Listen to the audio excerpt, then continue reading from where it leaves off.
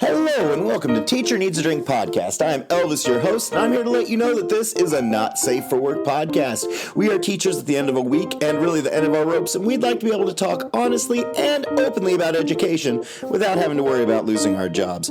So we'll be using pseudonyms throughout the podcast. I'd like to start by thanking all of our Patreon patrons. That's right, we have a Patreon. For as little as $5 a month, you get access to over 100 exclusive pieces of audio content. There's interviews, lost episodes, exclusive full-length episodes, triple-length episodes. There's all kinds of stuff on there. You should go check it out.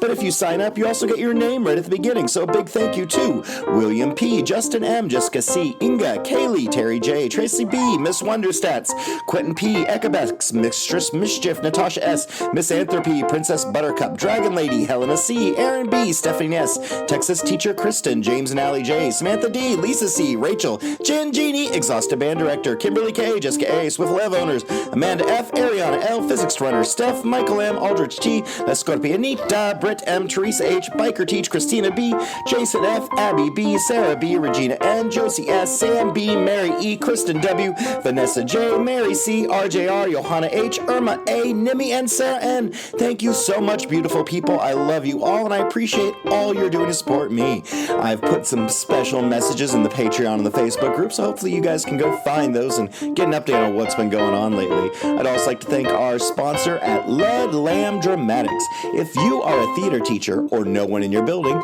go to Ludlam Dramatics and get set up with some of the best classroom posters, motivational items, all kinds of resources for the theater classroom. So go do it now. All right, folks, we recorded this last week with Evie and Bunny and myself. This weekend, I'm getting together with Miss Lucille Lane, Count Chocolate, and Bunny, and we're going to have a wonderful champagne-filled recording session. I can't wait for it. I hope you guys had a good Halloween, and I hope your day after Halloween and week after Halloween go, smoothly. But the most important thing, we're almost to that little weird sprint between November and December where it just flies by. And man, I'm ready for that. Bring it on. Okay, folks, enjoy this episode number 206. Cheers. All right. Balls. All right. Welcome to Teacher Needs a Drink podcast. I'm Elvis, your host, and today I am joined by Miss Evie Carnahan. Jesus Christ. I got it. Hello, everyone. It only sounded like I was seizing halfway through it. Well, I'm glad you're back here. And also with us today, we have Miss Bunny O'Hare. Hey, Elvis. Hey, folks. Hey, well, it is a gorgeous Sunday? It's Sunday now, yes, isn't it? Today is it's a Sunday. I've become unstuck in time lately. But it's gorgeous, and it's a wonderful day, and we finally have fall weather here, and it's like 64 degrees, and it's sunny and beautiful. It's so rare for here that everyone's just in a much better mood. There seems to be a lot less anger. It's life. And the champagne probably had something to do with that, too. But I feel like I'm a big bundle of love right now. I mean, I'm still a misanthropic asshole, but I definitely have been on the porch a lot this weekend. That porch is lovely. It's a nice porch. It's pretty dope. And the animals, like, Mr. Cat lives out there now. He won't ever come back inside. Did you check out the eclipse yesterday? Yeah, well, so we didn't have glasses. I sent my significant other to the little corner store to see if they had any, but they were sold out. So we ended up kind of just hanging out on the porch while it got weird. Yeah. And it was weird. Yeah, it was pretty cool. It was weird, yeah. It was kind of like, he was like amped and just like running around being goofy, and I was like, man, you're on one right now. He's like, it's that eclipse magic, and like being all weird and like gremlin-y. I was like, all right. I love your boyfriend. He's great. Yeah, he's pretty great. If I have to have a boyfriend, I guess he's a good one. Oh, she's using those words. I'm so I'm encouraging her 100%. Because she and I, we talk where we have conversations on 5 different platforms at once. And ADHD friend. Yeah, it's like, oh, she was on this one and she thought about me, and so she messages there, and then I have this, so I respond, and then it's ridiculous. It's 4 different conversations at any given time. It's actually kind of amazing. I feel like people like us should be studied. We're really interesting. The neurodivergent, we're good, but we would forget to talk about it, or we'd just get bored or moved on, or not ever call them back to set up a time to do it. There's this movie that I've seen 1,000 times, but I'm going to watch it again because it's on TV right now. Yeah. Like a blanket. And ignore that call. Don't attack me like that. Sorry, I feel like we're all just like, Check, please. All right, well, today we have, I'm going to assume this is going to be positive by the title. This is from the Reddits from Timmy531. And Timmy531 says, my students were incredibly honest about their behavior with a sub. Oh. They go on to say, I'm sorry, burping now. They go on to say, I left my fourth graders with a sub for the first time this year while my wife and I went on a trip over the long weekend. I was out last Friday and Tuesday and Wednesday of this week. We didn't have school on Monday. In my sub plan, I asked that she give the kids' behavior a rating from 1 to 5, which would determine their reward. A 5 meant they get 50 marbles, an insane amount, more than a third of the jar. And the rest of the scores had much smaller rewards. The kids knew about this too. Well, the sub didn't leave a score, but she did leave a note which was generally positive. She called out a few things, mostly talking out of turn, but didn't really say they misbehaved in any significant ways. Because she didn't leave a score, I figured I'd take the note she left and ask the kids how they felt they did and settle on a score that way. Their honesty floored me. That's hysterical. The word chaotic was used. One kid said, it's like we're an orchestra and you're the conductor, and when you're not here, we don't know what to do and fall apart. That's incredible. Other kids chimed in and expressed similar feelings. When I asked them to hold up fingers showing what score they felt they deserved, it was mostly 2s and 3s, a couple of 1s, and maybe 1 4. They knew what they could have had if they told me they deserved a 5 or even a 4, but they didn't. They were honest. I told them I admired their honesty. We settled on a 3, and they seemed content with that. We then had a conversation about why they descended into chaos while I was gone. It was productive and insightful. I don't have any plans to leave them with a sub again in the near future, but we'll have another conversation about this before next time I do. I look at this as a semi-win. Their honesty was great, and I appreciated them for it. I'm very proud of them for taking the hit and knowing what the consequences were. On the other hand, I do wonder what the implications are here. They fall apart when I'm gone? That doesn't feel right. Things are obviously different with a substitute, yes, but chaos shouldn't be what happens. What are your thoughts? Oh my God. There's a lot to unpack there. I have feelings about this. I'm sorry. Bunny? Do it. Oh, Evie. I just don't know how to not talk about this because I love this story. So first of all, we all need this timeline cleanse, right? Because everything is terrible. I do want to acknowledge that cosmically, like, the world is really heavy right now and it's awful. And I needed that timeline cleanse. So I love a teacher who has that community with their class. Like, and I feel like I hear what she's saying at the end too. Like, I was just like, man, that's beautiful, blah, blah, blah. But I was like, there is some like folly in that, right? Like, you can't have descent into chaos be the alternative, because then that's not healthy for you as the educator, right? Like, you can't feel good about taking a day off or taking care of yourself in that way, right? Because you're afraid your class is not going to have that same feeling of learning and community or whatever. So I feel that, and I have a lot of feelings about how this made me personally feel, but I don't know what the answer is necessarily to bridge that gap, right? Like, I've had to do that too, because I'm big on building community, but I also am big on teaching respect and like ownership, right? And I'm curious, did it say how old these kids are? 3rd grade? 4th grade or 3rd grade. I think it was 4th grade. Yeah, I didn't. And so that's younger than I've ever taught. So I'm out of my depth here, because the youngest I've ever taught is 5th, and I only did that for a year. So I'm used to the bigger kids. Yeah. Which can be way worse, by the way. Oh, yeah. And would absolutely never in a million years not give themselves 4s and 5s. But yeah. So I don't know. Maybe that's all I have to say.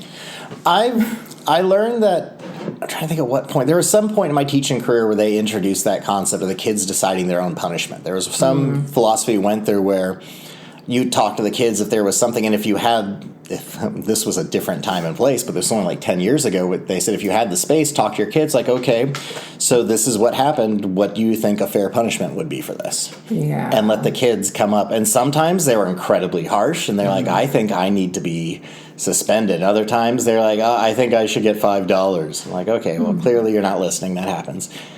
But it was almost always the kids wanted or were going to give themselves worse punishment than you were even considering. Like, you know what?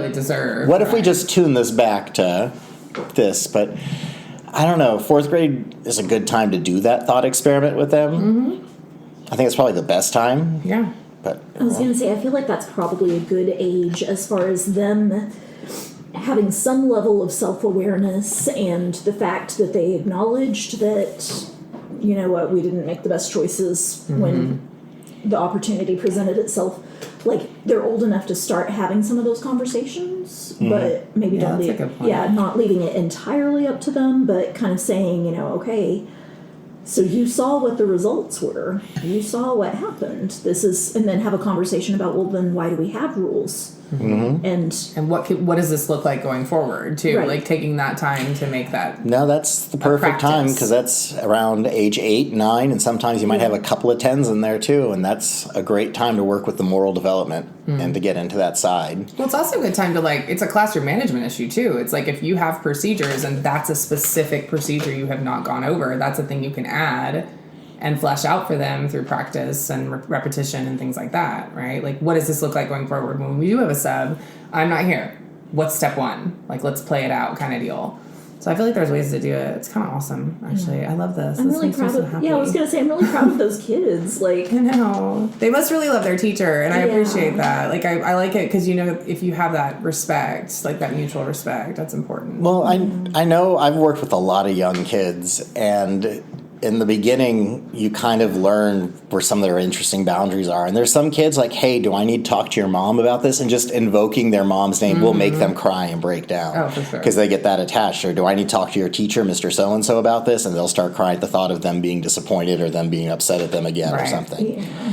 And so it's a tender age, and they're just getting out of that. And like usually that stops by about 2nd grade. Maybe some 1st graders, but oof. That's a tough one, yeah. Kids are just so sweet and vulnerable. So I have my own child. I have a almost 7-year-old, and that ownership and accountability thing, we're trying real hard to teach it. And it's a lot, man. Like teaching people, like teaching adults how to have ownership and accountability is hard. Yeah. And teaching a child that small, and then it's like you have to do it in a way where it doesn't like also make them feel guilty, right? Or like internalize things to the point where they're like judging themselves harshly for it. Like my son getting in trouble at school, he comes home and says, I'm a bad kid. And I'm like, oh, I can't handle that. Like, that's not who it is. That's not what's happening. Yeah. Like, you made a mistake. So trying to like drill that down. So it's like, I feel like they're so vulnerable all the time. So that's why I don't teach young kids, because I can't. I like physically, like my heart hurts. I'm like, they're just babies, just little old babies doing their best. Yeah, you get over that pretty quick. I'm not trying to be a salty teacher or whatnot, but as someone who's taught elementary age and younger, is fair. So they are sweet and they are young kids, but they're kids. I like it just because the issues generally are simpler. That's fair. Or require nearly simpler as funny. solutions. Oh no, they're not as funny. They don't get sarcasm. They're not advanced enough for that. My kid does. Well, But he'll still go, you're just kidding, right? You're just kidding, Mommy, right? And I'm like, yeah, baby, I'm kidding. Okay. I don't want to kill you. I don't want to throw you through the wall. No. I did one time say I wanted to put him through a wall. I was like, get your shoes on or put you through a wall. And he's like, oh, you're just kidding, right? And I was like, yes, Peanut, it's a saying, but I'm not kidding about how much I need you to put your shoes on. Just please put your fucking shoes on. Fucking shoes on. Put the lotion in the basket. That's what that sounded like. I was so angry. I was Buffalo Bill angry. Sorry, it's October. All I watch is horror movies. All right. Hey guys, guess what? Oh my God, what? We have a Patreon! No way. That's right. For as little as $5 a month, you can sign up for our Patreon Teacher Needs a Drink podcast on Patreon. Or you can even sign up through Spotify now. It is awesome. There's over 100 pieces of exclusive audio content, lost episodes, all kinds of great stuff in there. And there's more adding all the time. So you should sign up and do it now! Woohoo! Yay! Here we go. Would you rather? How unhinged is this going to be? We should mention that we are once again still drinking. Yeah. Oh, can I have a refill, please? Oh my God, that's right. We're both empty. What is wrong with me? I know, right? What kind of host am I? My All right. God. Are you ready? Would you rather fly back and forth from Colombia with 1 pound of cocaine on your chest? 1 pound amateurs.